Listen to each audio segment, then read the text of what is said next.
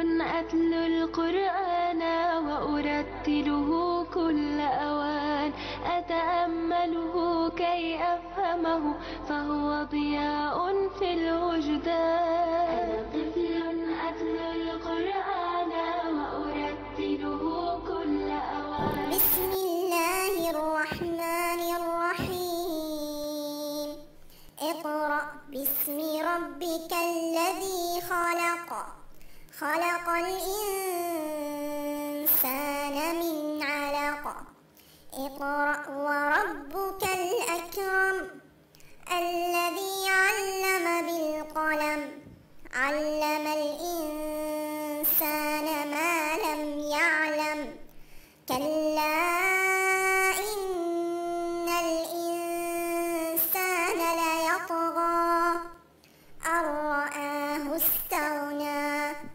إن إلى ربك الرجعى أرأيت الذي ينهى عبدا إذا صلى أرأيت إن كان على الهدى أو أمر بالتقوى أرأيت إن كذب وتولى ألم يعلم بأن الله يرى كلا لئن لم ينته لنسفعا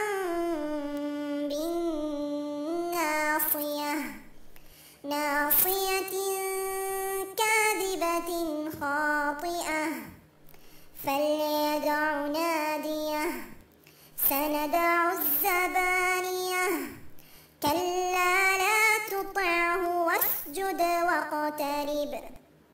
Assalamu alaikum mes amis. Est-ce que vous savez mes amis, où est-ce que je me trouve à cet instant? Je suis dans la grotte de Hira. C'est l'endroit où fut révélé le premier verset du Coran. Mais de quel verset s'agit-il? Ce verset, mes amis, est le premier verset du Coran à être révélé au prophète, alayhi salatu wassalam. Et je vais vous en raconter l'histoire.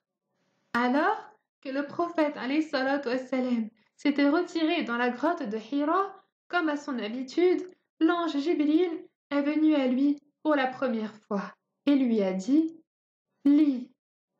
Et le prophète lui répondit « Je ne fais pas partie de ceux qui lisent ». Alors l'ange le saisit et lui répéta une autre fois « Lis ». Le prophète, alayhi salatu wassalam, lui répondit « Je ne fais pas partie de ceux qui lisent, soit je ne sais pas lire ». Alors Jibril le saisissa une autre fois et lui dit « Lis ». Et le prophète, alayhi salatu wassalam, lui répondit pour une troisième fois « Je ne fais pas partie de ceux qui lisent ». Et Jibril dit alors اقرأ باسم ربك الذي خلق خلق الإنسان من علق اقرأ وربك الأكرم الذي علم بالقلم علم الإنسان ما لم يعلم. Et ce verset veut dire qu'Allah nous ordonne de dire Bismillahirrahmanirrahim avant de lire le Coran et qu'Allah est notre créateur.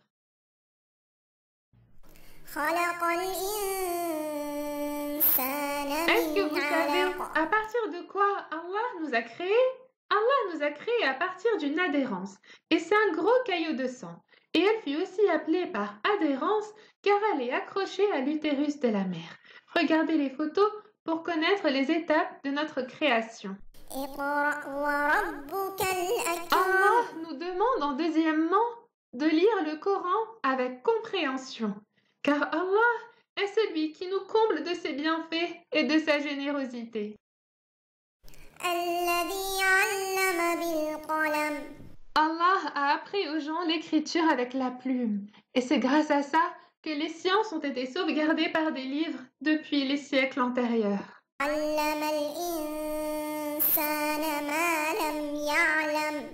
Le savoir est un bienfait dont Allah a gratifié ses serviteurs.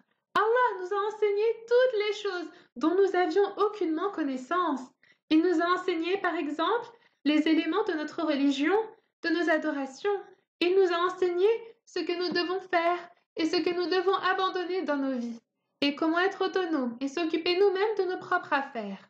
كلا إن الإنسان ليطغى أن رآه استغنى.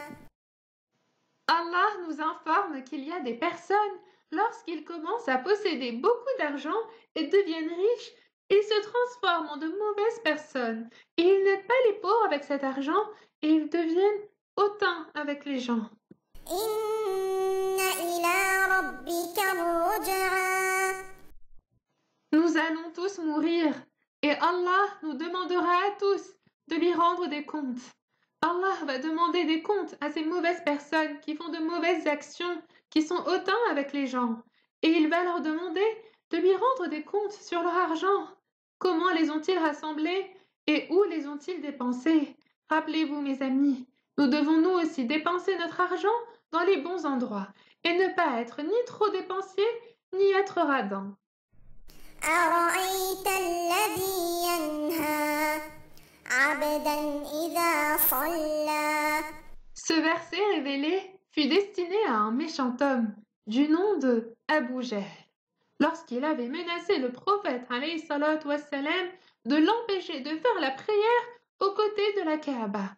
Et ce verset est général pour tous les méchants qui empêchent les musulmans de faire leur adoration, quelle que soit leur époque.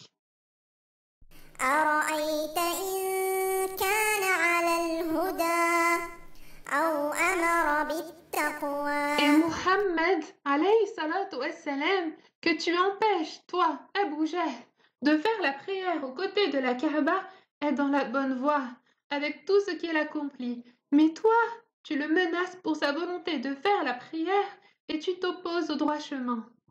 أرأيت إن كذب وتولى ألم يعلم بأن الله. Abu Jahl ne sait-il pas qu'Allah voit sa conduite et entend ses paroles et ne manquera pas de le sanctionner pour ses agissements dans cette dunya et dans كلا l'au-delà? لئن لم ينته لنسفعا بالناصية ناصية كاذبة خاطئة. Puis Allah destine ses paroles à Abu Jahl d'un ton menaçant et dit: s'il ne renonce pas à ce comportement haineux et obstiné, il sera saisi le jour du jugement dernier par son toupet et sera traîné en enfer. Et il fut rapporté aussi qu'Allah recouvrira son toupet entièrement en noir. Puis Allah a décrit Abu Jahl comme étant un menteur et un pécheur. فليدع ناديه سندع الزبانية. Il n'a qu'à appeler maintenant les gens de sa tribu, ses amis, son assemblée pour lui venir en aide. Il ne valent rien pour Allah, qui va appeler les gardiens de l'enfer pour le chercher. Et l'histoire derrière ces versets est qu'alors que le prophète alayhi salatu wassalam priait auprès de la Kaaba, Abu Jahl se mit à s'approcher de lui et dit: ne t'ai-je pas dit de ne plus prier ici, Mohammed? Et il se mettait à le menacer, et le prophète lui répondait. Et Abu Jahl s'est mis en colère, puis en colère, et dit: ô Mohammed, de quoi peux-tu donc me menacer? Je suis la personne la plus entourée de toute la Mecque, que ce soit par ma famille ou par mes amis. Et Allah descendit donc ces versets en réponse à ses propos.